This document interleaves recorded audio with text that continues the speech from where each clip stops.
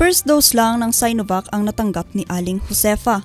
Pagkatapos kasi nitong mabakunahan, nakaranas ito ng hirap sa paghinga at pagtaas ng presyon ng dugo. Kaya mula noon, hindi na siya bumalik para sa second dose.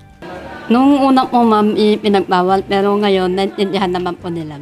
Kaya naman, todo pa rin ang pag-iingat nito laban sa COVID-19. Ayon sa datos ng DOH, malaki na ang ibinaba ng kaso ng COVID-19 sa rehiyon. Nakikita natin ang pagbaba ng ating kaso from the 2021 to 2022.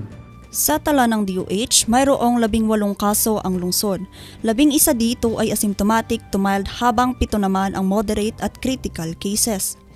Pero kasabay ng pagbaba ng mga kaso ay ganon din ang bilang ng mga nagpapabakuna. Siyempre nun marami ma'am. Oo, talagang pila-pila rin nun. Itong SM nun yung sa basement 5 basement 1 yata, nun talaga marami yun. Yung mga gano'n, 500, ayun yung ano nun,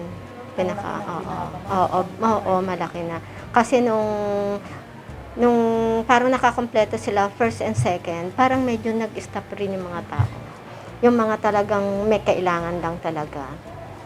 Dahil kasi siguro yung naramdaman nila, yung may mga allergies.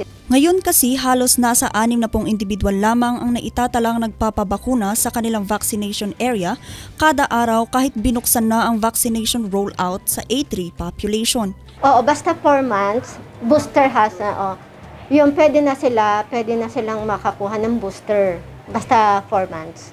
Maaari namang makipag-ugnayan sa mga pinakamalapit na health centers para sa schedule ng vaccination. Vanessa Bugtong para sa Luzon Headlines.